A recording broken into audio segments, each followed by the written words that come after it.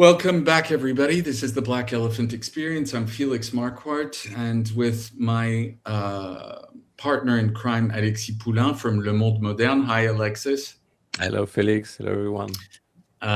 It is our great pleasure to welcome today two voices from English-speaking Africa. Femi Akomolafe, welcome. Thank you very much for welcoming me, for inviting me here. Thank you.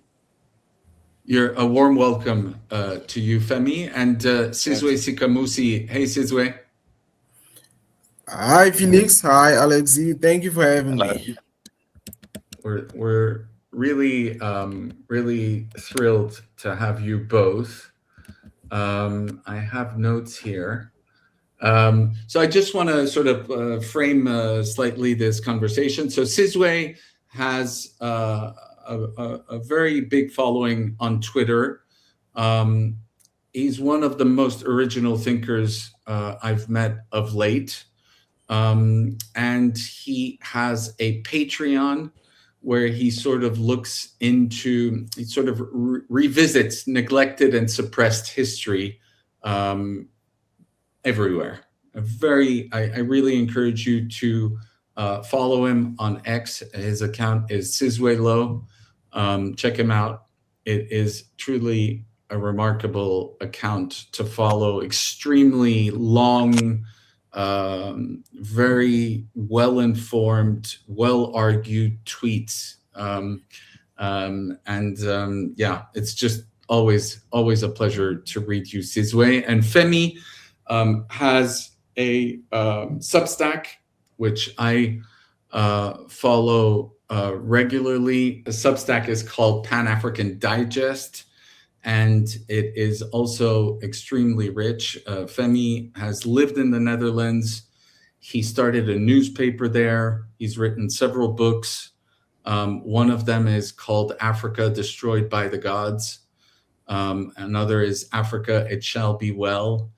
And quite interestingly, Femi is also a farmer who's very big on food sovereignty, although not just on food sovereignty. Sovereignty in general is at the heart of both your preoccupations. So Alexis and I wanted to have this conversation because in France, very few people hear the perspective of strong voices from Africa on what is going on in the world, not just in Africa. And in particular, I would add to that people hear even less from Africans from English-speaking countries. So we wanted to hear your take on a number of things. In a way, Alexis and I both feel that we are at the end of an era that has lasted 500 years, which will be probably remembered by historians as the greatest, most formidable, most effective gaslighting operation in the history of mankind, which was, based on murder, pillaging, raping, enslaving, while talking the language of civilization and enlightenment. And so our first question, or my first question, I'm not going to speak for Alexis, but my first question is simply, how do you guys see the unraveling of the credibility of the West? And I would say it's rapid acceleration since the beginning of the genocide in Palestine and the release of the Epstein files, and also the conflict with Iran. Maybe Femi, would you care to start us off? Thank you very much for inviting me once again. I think you Europeans are the only one who believe that you ever had credibility. I said, you Europeans are the only people who believe that you ever had credibility. One of the most outstanding things I witnessed in Europe when I was studying there was this sense of self-worshipping.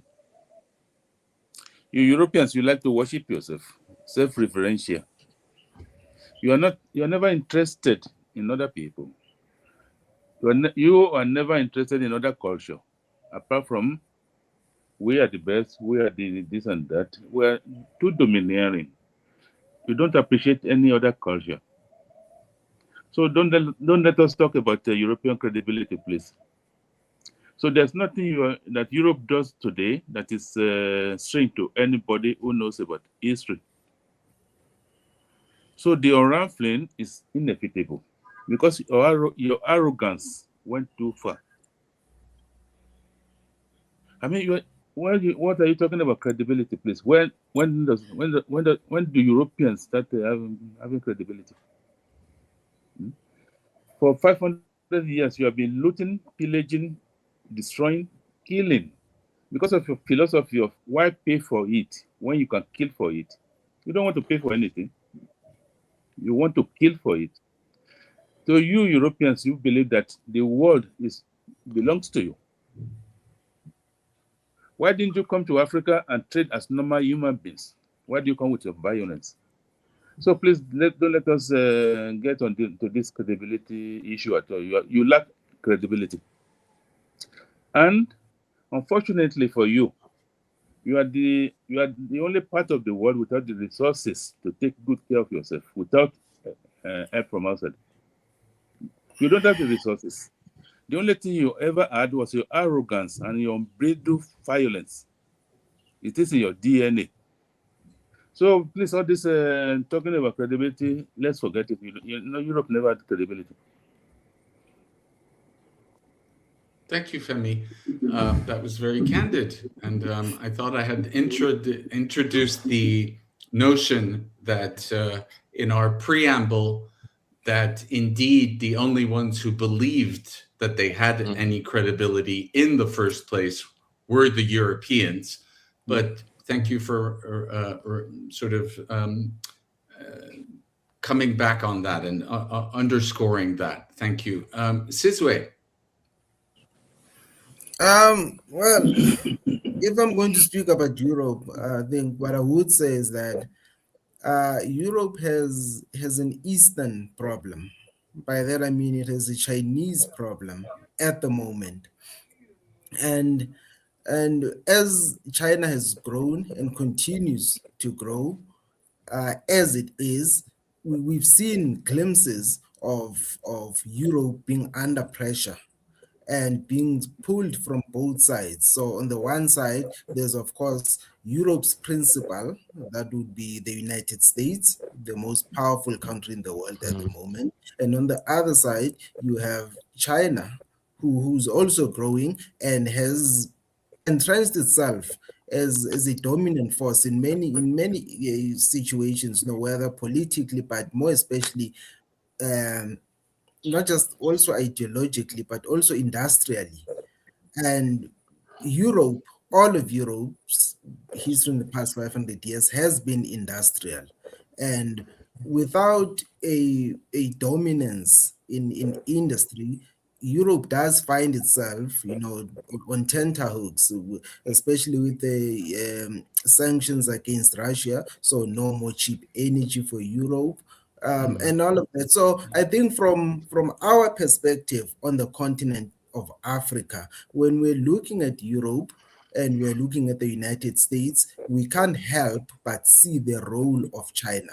Now, I would imagine that's not a conversation that Europeans would like to have, because then it does bring up a mirror to say, hey, you probably have a problem, in as much as you need to continue with your, shall we call it, neocolonialism of Africa, but you have a problem. There's this big red shadow that's looming over you, and it's not coming in a good way. So I think for Europeans who are indeed paying attention, and watching the world, they can see that they have a problem. So it's not only, I think the point I'm trying to make here is it's not just that Europe in and of itself is declining, which would then be debatable. You'd have to spend hours, trying to look at both sides, whether this or that is happening, whether Europe is declining or not. But the fact that China is rising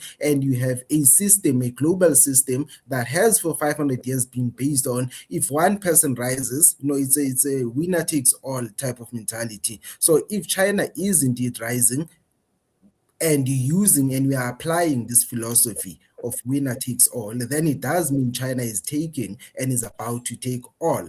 And I think that worries people in Europe, the intelligentsia in Europe, the political classes Europe is seeing this. But we are also seeing it. We're wondering, what's next for Europe and I think the source of worry, of course, for Africans would be a lot of African countries are entrenched within European systems. So if and when that system collapses, what will you be left with? And I think that's a fundamental question that's been asked in South Africa. Well, in Africa in general, but obviously I'll speak for South Africa. But how is the vision of now the BRICS world, China and Russia, and the way they actually invest in Africa? Is there a kind of being aware of what happened with the Europeans before and the fact that it should be a clearer deal? How is it now with these superpowers? And another tragedy I see about Europe is that the arrogance makes Europeans forget geography.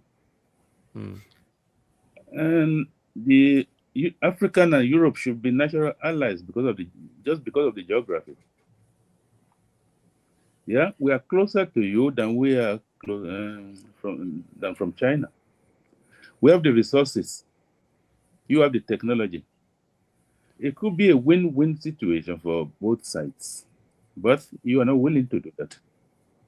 Honestly, what baffles me is that the lack of hatred by Africans against Europeans. You violated us severally, but we forgive you. But you will not even forgive yourself. You continue with the same mentality you perpetrated against our grandparents, and we are not willing to do that anymore. You have technology, you build your factory based on processing our raw materials, but you want all.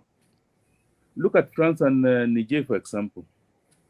You are extracting the uranium, and your press keep on referring to Niger as the most poor in the world. Why is Niger poor? Today, Niger has taken itself off your table. It's dealing with China and Russia. It could have been a win situation for you in Europe. We look at you now, your industries are collapsing at a terrifying speed. And you're not willing to learn. That is very tragic. Africa, we're not hate-filled. We try to forget the power, we try to forget the atrocities, but is Europe ready? To all intent and purposes, Europe is a vassal of the United States of America, jumping up and down like a mindless zombie. Why do you allow ideologues to take over your governments? And where are you today? You speak as a vassal of the United States. Whatever America is fighting with China, you join them. America is fighting here. Why don't you have your own independent mind? That's what I tell people. I tell my European friends this, but they're not willing to listen. Europe should be a center of a middle power between the United States and China. You should have your own independent mind. So instead of aligning yourself with the American warmongering, why can't you develop your own institutions and then deal with the other parts of the world on reasonable terms if you're not willing to?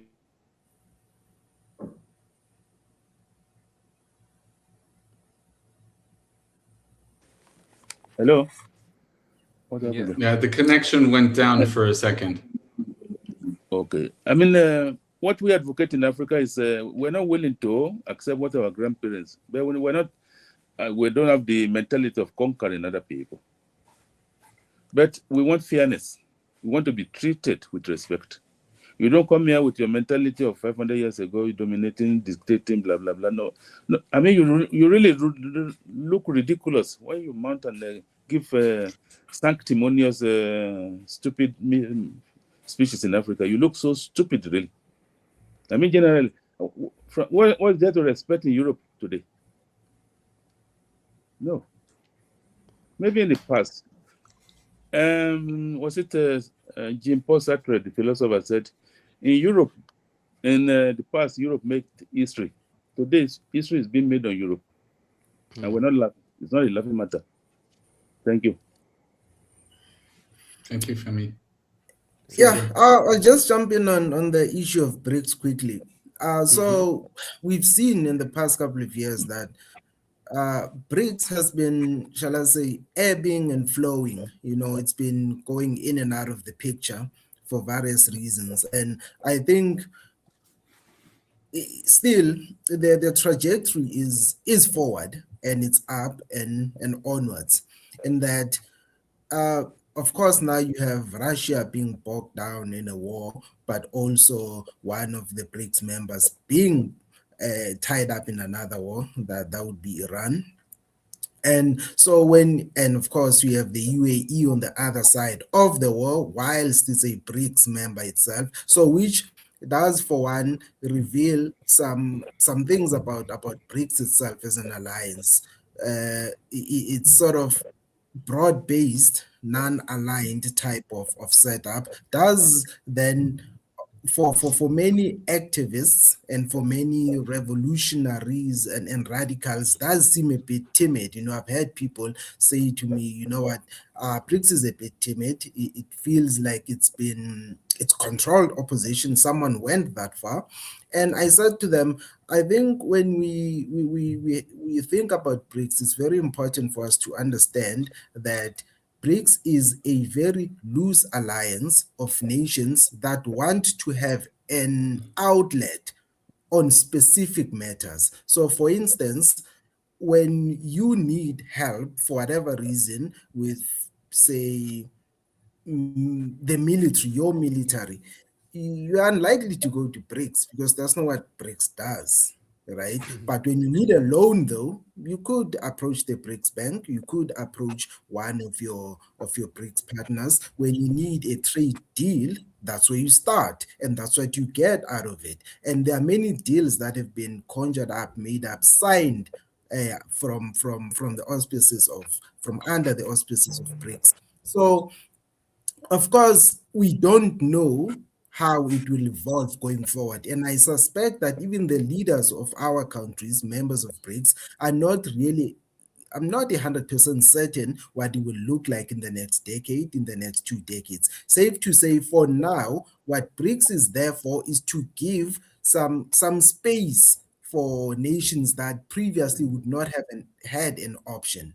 You know, when Russia and China were not so powerful, you could only go to the West when you wanted deals, when you wanted technology, when you wanted any form of partnership or even assistance. But now BRICS has now carved up a niche where if you want to, if you're interested, you could go in this direction, go look for a loan, go look for assistance, go look for whether it's technical assistance or diplomatic support for whatever it is that you're trying to do. I think it's a matter of we should look at BRICS as an alternative, as a support mechanism for those nations who are willing to take advantage of it. Because often when we hear that a country is a part of BRICS, we assume that everything that that country does has to be in alignment with Russian or Chinese, perspectives. And I don't think anyone wants that. I don't even think the Chinese themselves want that responsibility. You can't. The Chinese seem to me like the sort of people who when they see problems, they would rather not have them be their problems, right? They're not like the United States, which will see prosperity and be like, that's my problem. I need to fix too much prosperity here, and I can't have that. But the Chinese are more like, hey, we need you to be stable.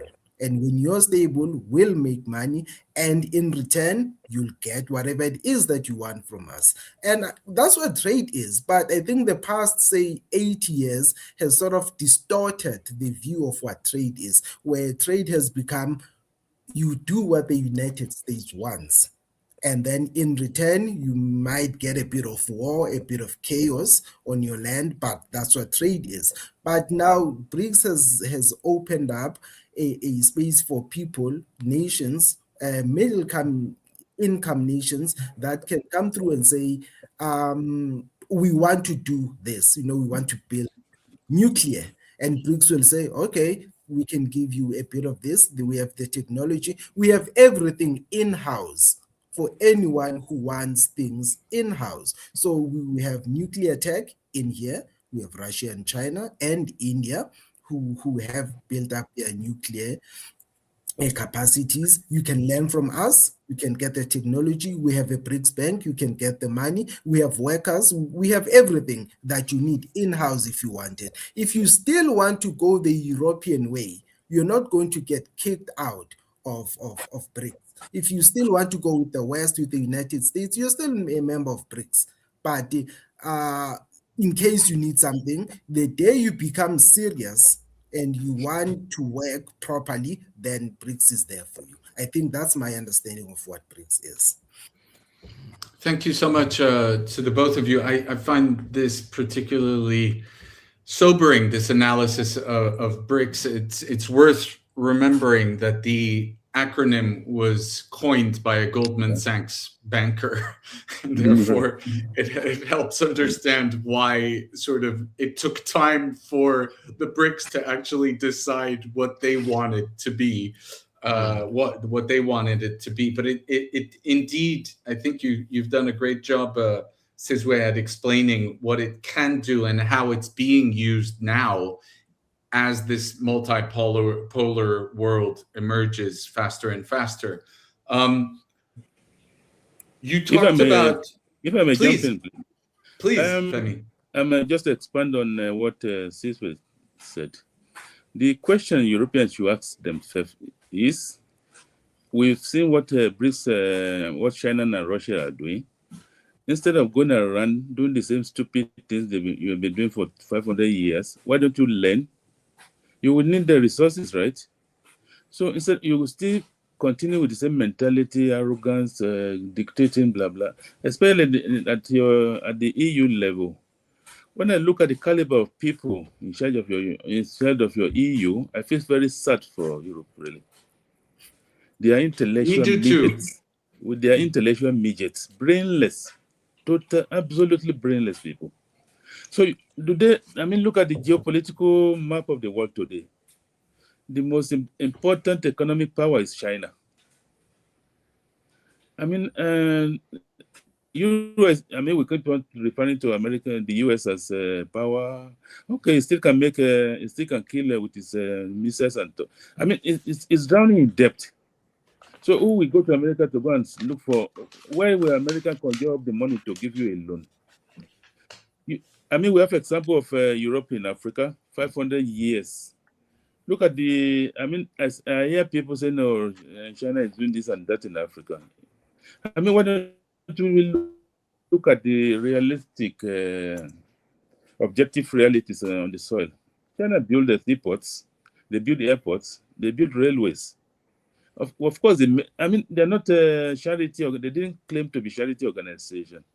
They never claimed to be Father Christmas. Of course, they have to make their money. We see what physical things China building on Africa.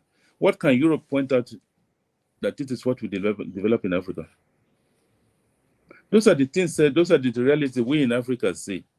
So you keep on telling us China is dangerous, Russia is dangerous, blah, blah, blah. Okay, but our eyes tell us different things. We see the seaports, we see the railways, we see, of course, when the finances, so we have to pay them back. but we are enjoying the benefits of these things. So please, I think if European leaders, we look into the mirror and begin to advise themselves. Thank you. I think, Femi, like on this, we completely agree. I mean, like, one of the things that the West has become completely unable to produce are dignified leaders and people who have any kind of gravitas, any kind of credibility. You can see the difference between the way Asian statesmen or Latin American statesmen are treated when they go to Africa compared with the way Europeans are. You know, we did a show with Sizwe about the last time Macron showed up in Kenya to try to rally up support with English-speaking Africa, since it's such a debacle with the French-speaking ones for France. You mentioned something. I think it's a really good point, that it's surprising in a way. It's really surprising that African countries are not more angry than that they have shown themselves to be towards Europe. Yeah. I almost find I was just in Senegal for a wedding between a Malian and a Senegalese, and as I went around, I thought to myself, actually, one of the forms of white supremacy that is the most entrenched is simply that we are not A, more surprised, and B, not more grateful that these countries have not come to destroy us, frankly, at this stage. So I really empathize with that message.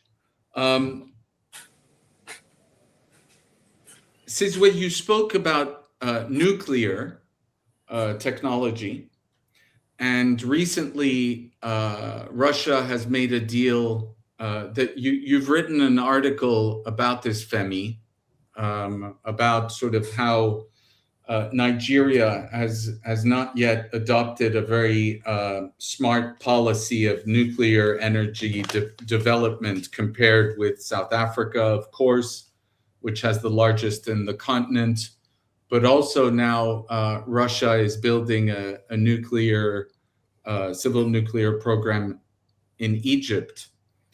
How do you see the development of nuclear energy programs in Africa throughout?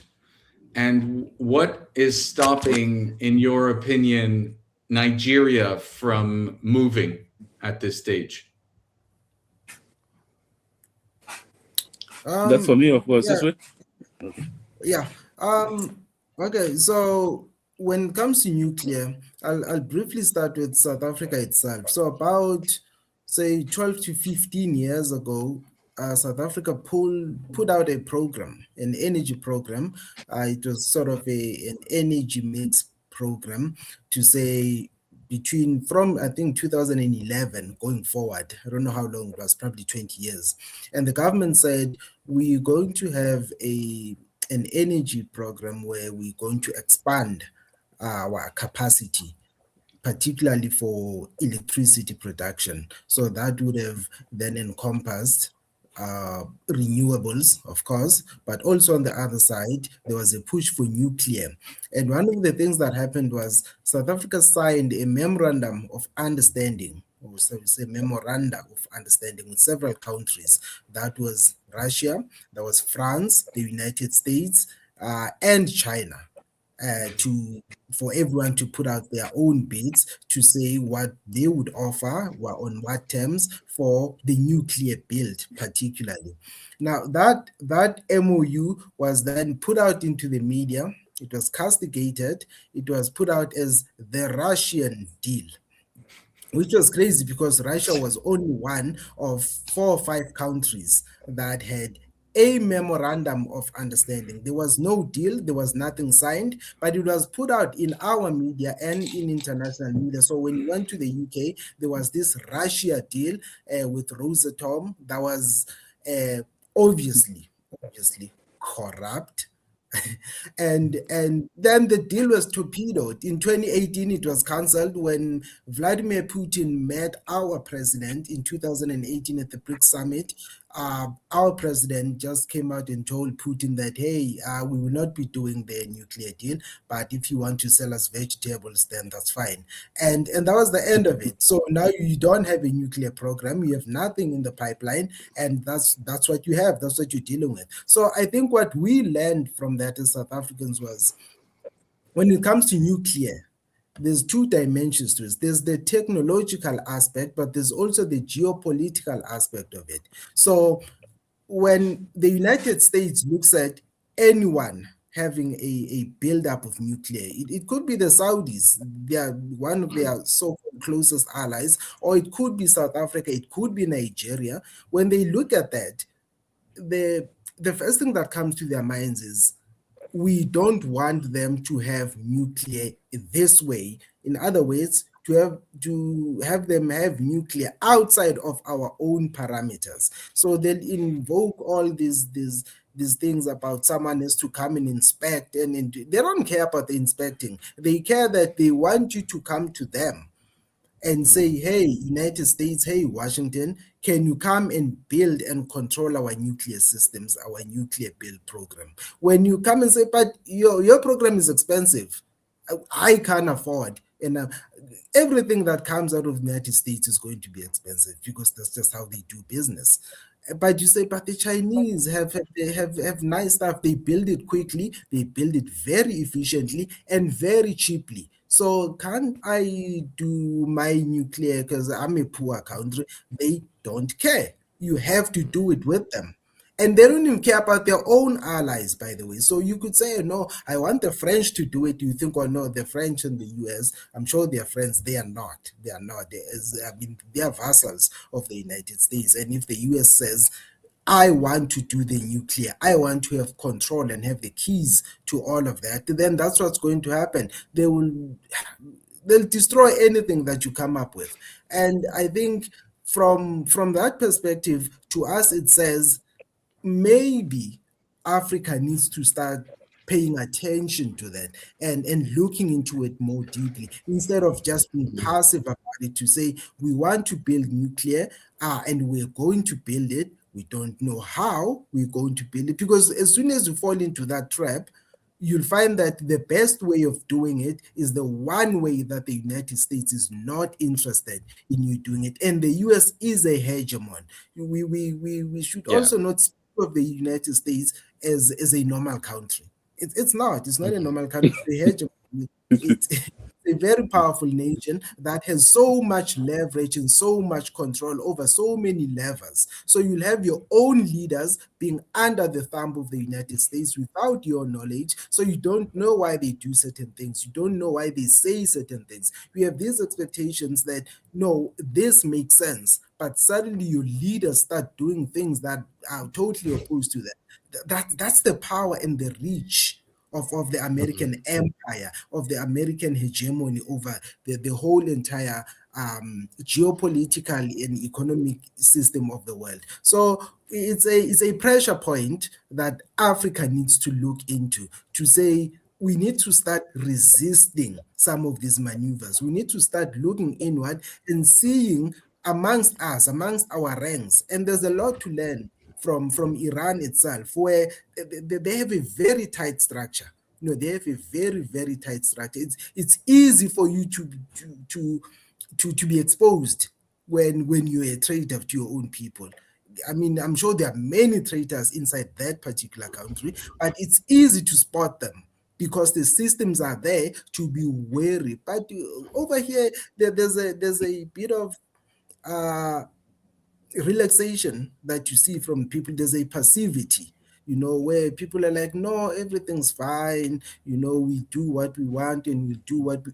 That's not how it works. You have to be strict. You have to run a tight ship. Your political class has to run a very tight ship. The public has to be wary, has to have their eyes open to know that as soon as you speak about something, whether it's nuclear, whether it's industry, there will be interference, and the interference is most likely always going to be coming from the same direction. So you need to be there, to be waiting for it and have the mechanisms to try and deal with it and be ready for the hardship that comes with that. So I think, just to make this last point, there's this thing, especially in South Africa, where I'm from, where we find that we like smooth transitions, right? We want to move from here to over there, from a bad place to a good place without any hardship.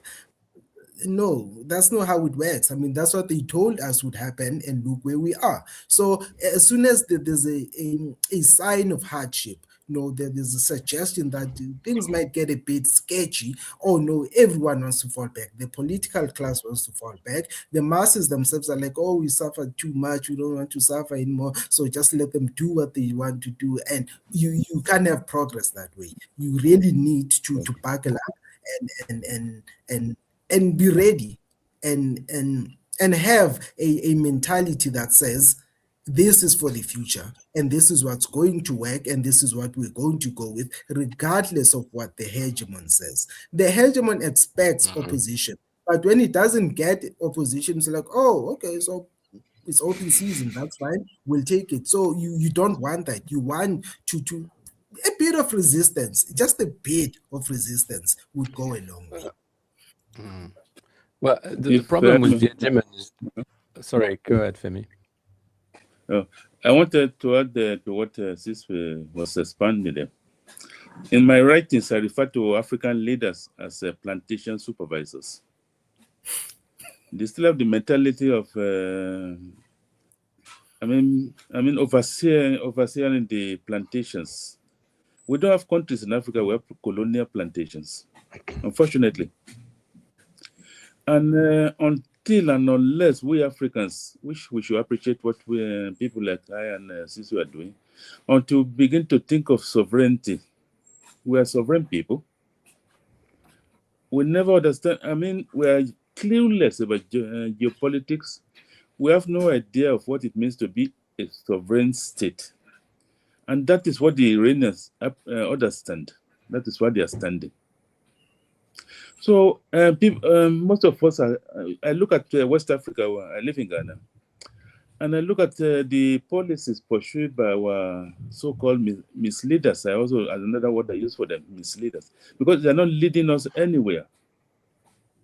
I'm actually on Europe, but I am actually on our African leaders, because in this era, 2026, why should we see our leaders pursuing in policies that are clearly detrimental to our interests? I give the example of the regional organization, ECOWAS here. Why did the Nigerian leader join others to to fight the Sahelian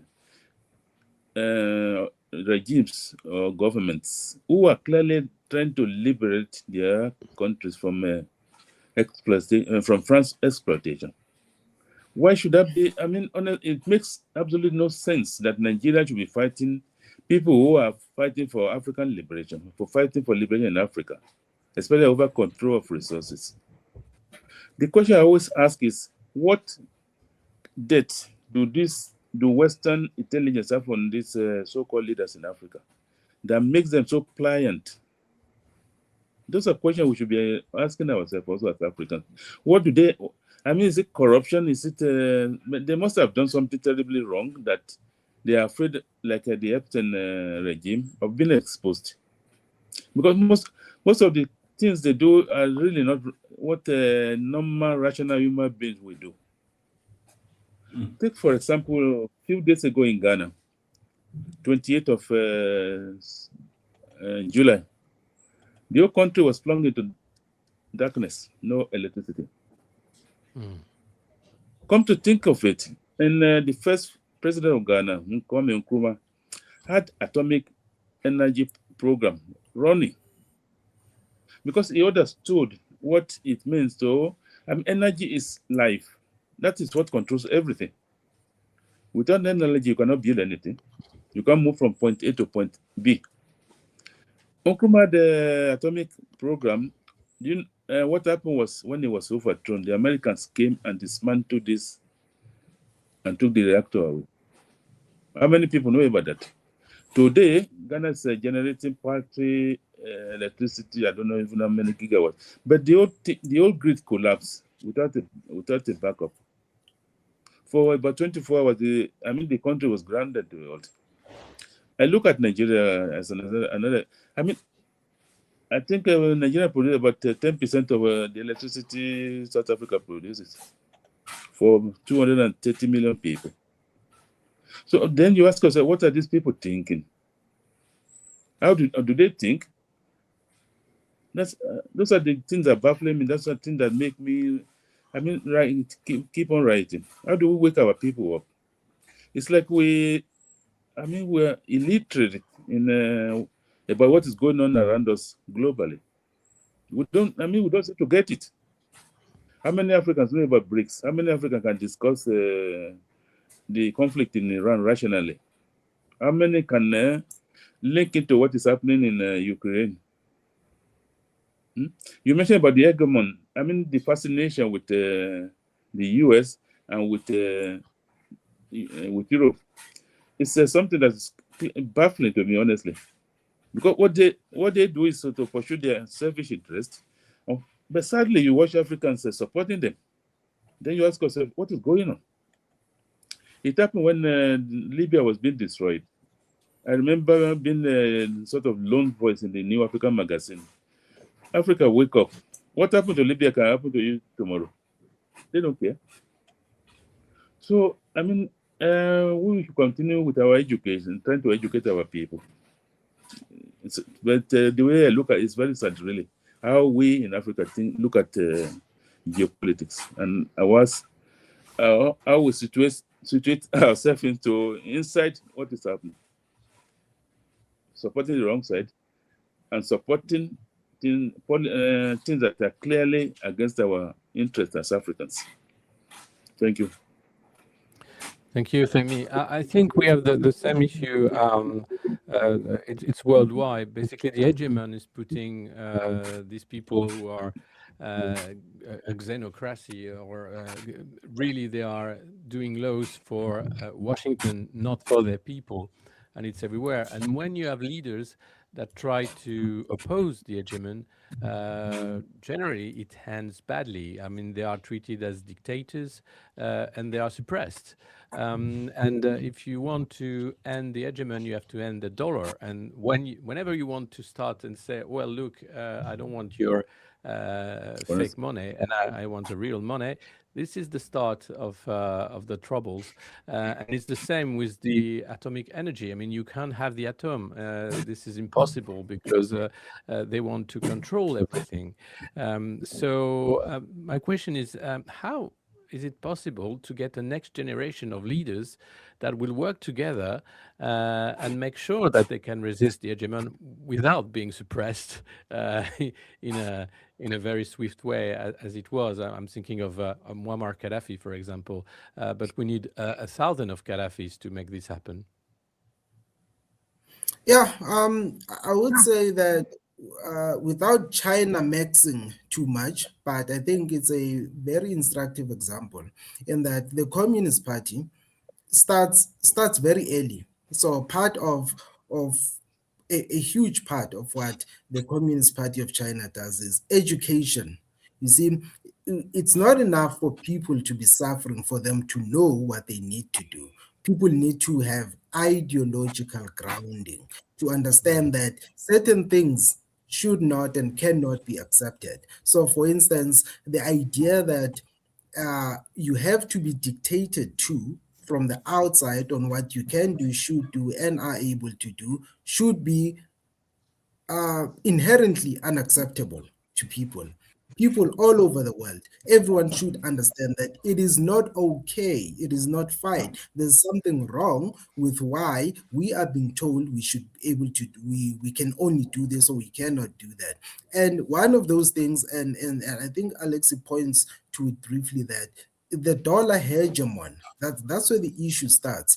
The US is able to enforce its will upon nations because of the power of the US dollar. And that's undeniable. That power cannot be denied. However, knowing that that's where the issue is a start of trying to change people's mindsets, to It's say, just the beginning. Yeah. yes, it gives you the grounding, the foundation going forward, to say, hey, we have this issue, and what causes this issue is the problem with the US dollar itself. And the US admits to it. I think the now Secretary of State of the United States said it, I think it was in 2023 or earlier or so. He said this country, I think it was Brazil, was doing something with China and they were bypassing the dollar. And he said one of the ramifications of that would be that they won't be able to enforce sanctions going forward if indeed that trend continues.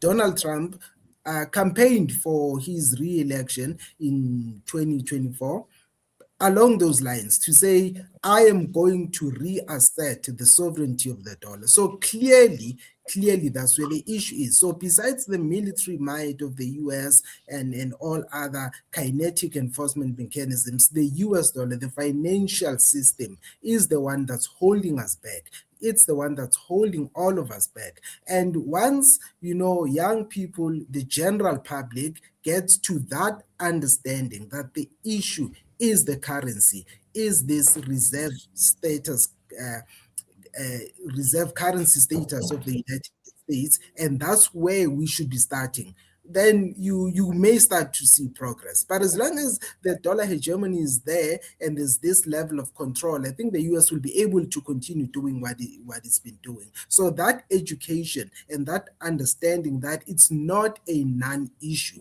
because for some people it does feel like a non-issue. It feels like it doesn't matter. It's just money.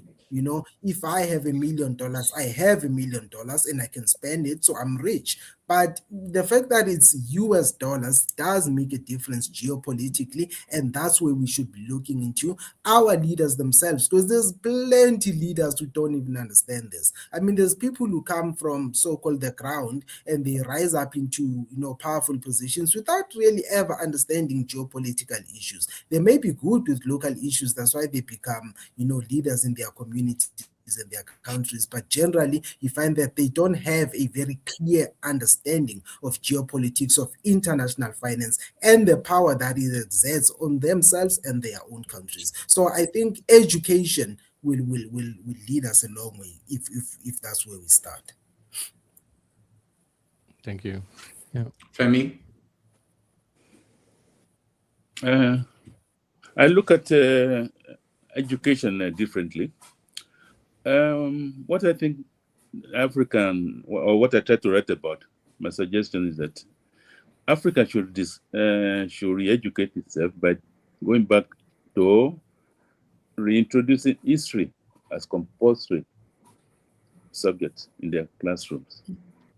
I don't know why, for whatever reason, they remove the teaching of history from our curriculum. When I look at China, when I look at Iran, what I see was people who were beaten, also colonized, brutalized, but they managed to link up to reconnect to their history.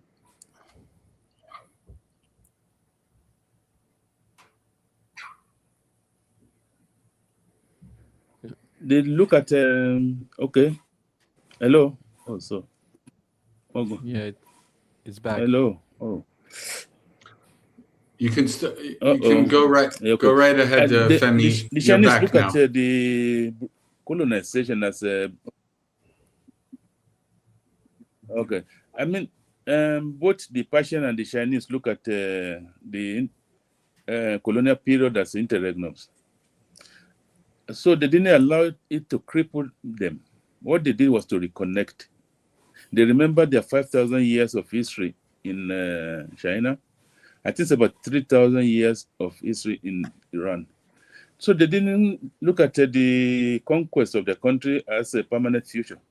Unfortunately, we have accepted the 100 or so years of European colonization as a permanent future.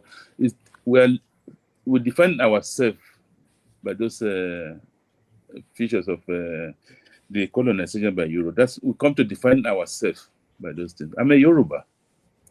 We believe that we have history. I mean, according to our myth, life started in Yoruba land. But unfortunately, few Yoruba today appreciate what their grandparents did. If you read my writings, I use a lot of Yoruba proverbs because I appreciate the depth of the wisdom in them. So to become all human beings again, Africans have to go back to their roots. In Ghana, they call it Sankofa, go back to your roots. We look at Africa today, what do we see? We see schizophrenic people who are neither Europeans and neither Africans. So we are like a floating, I don't know in the word, the actual word to use for it, but we're not a complete human being defining ourselves. A human being should be capable of defining himself. But we think European, we think we belong. The education systems we have in Africa promote the notion that the educated African is the one that is European, have European manners, mannerism, etiquettes, blah, blah, blah. But they look down on Africa. We are the only people whose education alienates us from our society. And that is something we have to work on before we can reconnect back to the world. Absolutely. It's a very powerful point you made, Femi, actually, in a recent piece you wrote. I'm a convert to Islam, and I just wrote a piece about the need for a sort of a renewal of Islamic cosmotechnics. The West has this diseased behavior which tends to project onto all of humanity all the insane stuff that it produces. You know, that there's this constant, I guess it's the vengeance of Kant's categorical imperative. It's we're always projecting on all of humanity all the shit that we do. Some of it is, you know, some of it is good, I guess, but a lot of it is fucking horrible. And when we say this is horrible, Westerners says, yes, but that's what humans do. No, it's not what humans do. It's what Western culture does.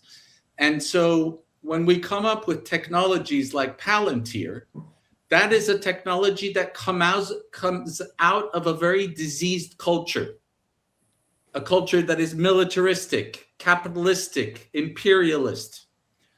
And so the same way I strongly believe as a Muslim that Muslims need to develop technologies based on their specific cosmology, Africans need to do the same.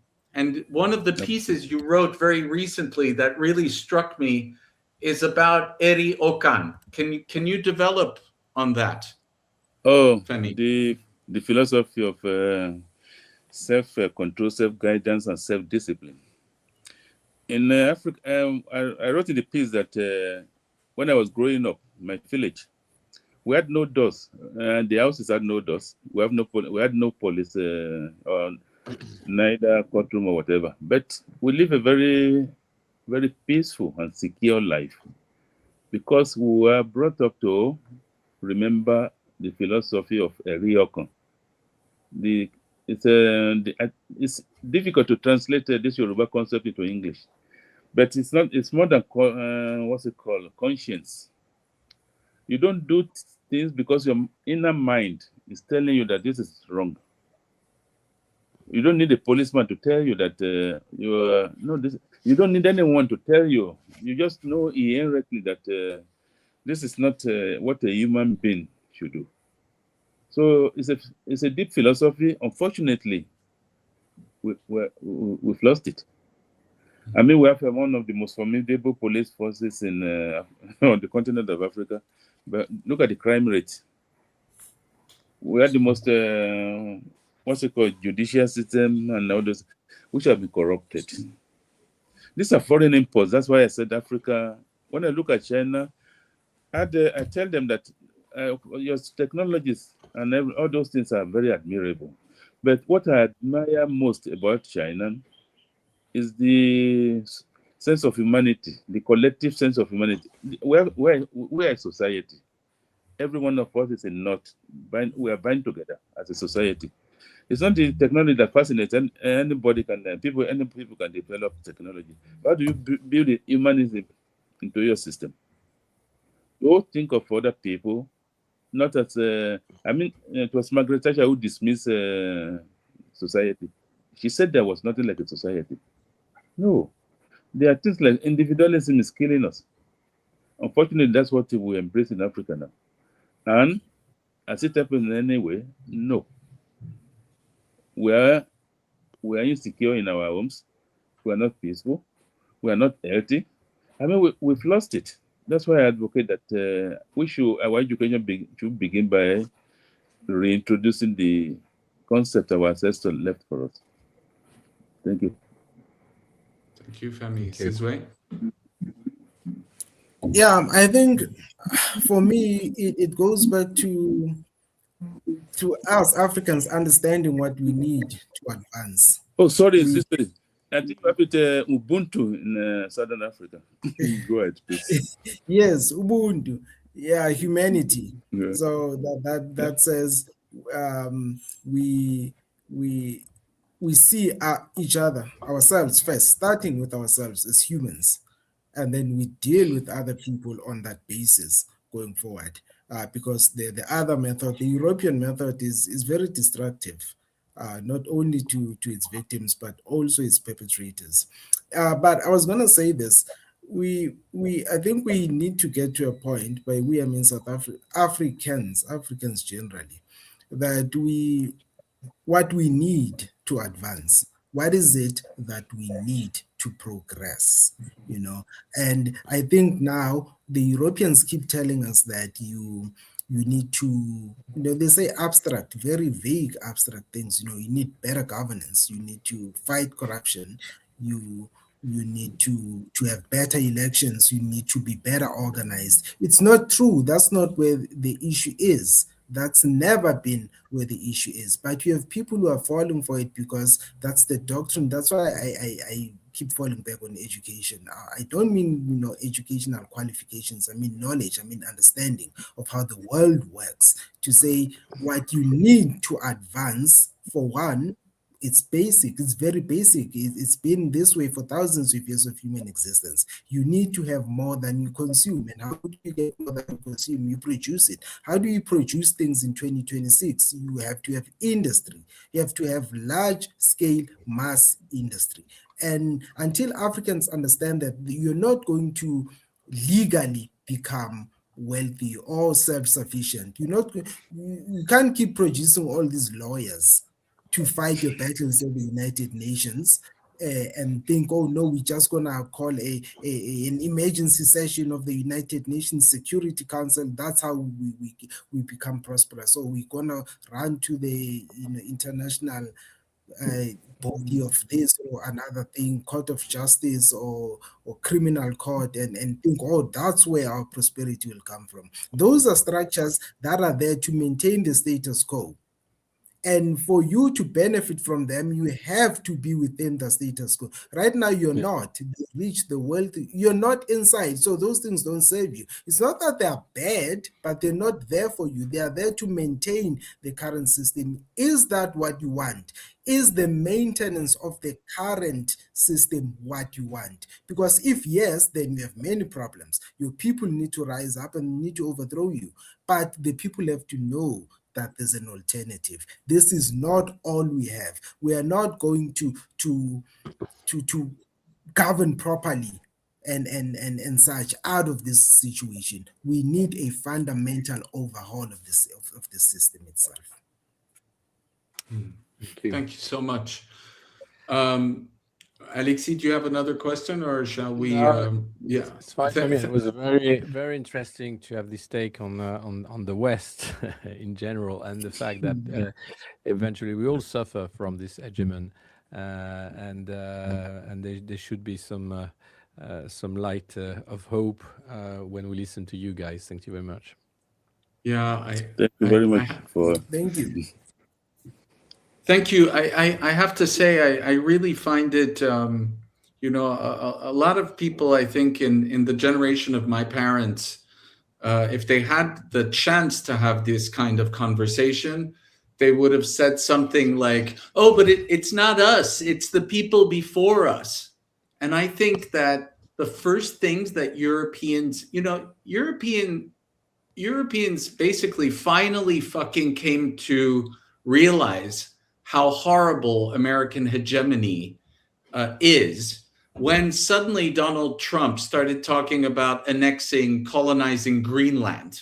That's when they woke up, you know? They didn't wake up when he kidnapped Maduro. They didn't wake up when he forced them to be part of a genocide. They didn't wake up anyway. So they had all these opportunities. Finally, he spoke of Greenland, and suddenly Europeans would. I feel like as a European, and on top of that, I'm cursed with being also an American, but basically, as a Westerner, for me, my responsibility is to ensure that my children and my grandchildren are able to build the kind of alliance that Femi pointed out at the beginning of the conversation should be a very natural win-win between Africa and Europe. It's so obvious, but because of Europe's inability to engage with the reality of what it has done for 500 years, we will not have the kind of relations, appeased, you know, peaceful relations that we could have if we are not able to listen. And so I'm really, really grateful for this opportunity to listen to you guys, including the slight bollocking that this conversation started with. Thank you, Femi. We need to hear this. You know, it's bottom line, because it's not just the responsibility of previous Europeans. This is our responsibility too. So thank you, guys. If I may conclude with this. By all means. The problem with Europe is, I think the greatest one, is, if I may say, is the European, you don't seem to see the connection between what you say and your action. I am a good person, but your action betrays you. Oh, we are peaceful Christian, and honestly, it was a cultural shock when I got to Europe. That people actually they don't see the connection between their words and their action. In my language, we say "enyilohun." It means that words are like egg. It breaks easily. Mm-hmm. So if you tell me that Europe is, I mean, you are exporting democracy. Do you have democracy in your countries? You are teaching. I mean, I need a VPN to access media in Europe, but you have a European teaching media freedom in Africa. Please, do you get what I'm saying? You preach what you don't. I mean, it's so disturbing, really. How do you reconcile these things in your mind? How do Europeans reconcile it? Oh, we're in Africa teaching good governance, blah blah blah. I'm writing a piece on the NGOs in Africa. I'll publish it either today or tomorrow. I mean, these are guys who are running up and down Africa for 60-something years. What can they point out apart from driving up and down in their big jeeps from conferences, producing tons of reports which no one is reading? I mean, please, maybe Europeans have to work on their own. We should be having honest conversations as human beings. Without it, nothing will happen because we'll just be fooling ourselves, pretending. Yeah. Thank you very much for inviting me. Thank you. Thank you. Thank you to the both of you, to Sizwe and Femi, and thank you, Alexis, for doing this with me. I really couldn't agree more, especially with your last point. The what is it called? The humanitarian industrial complex is quite a parody indeed. Thank you so much, gentlemen. I wish you a wonderful rest of your day. And I hope this is the first of a long series of conversations, because we really need more of this to build these appeased relationships that we've been talking about. Thank you. Thank you. Thank you so much. Thank you, Felix. Thank you, Alexis. Thank you, Alex.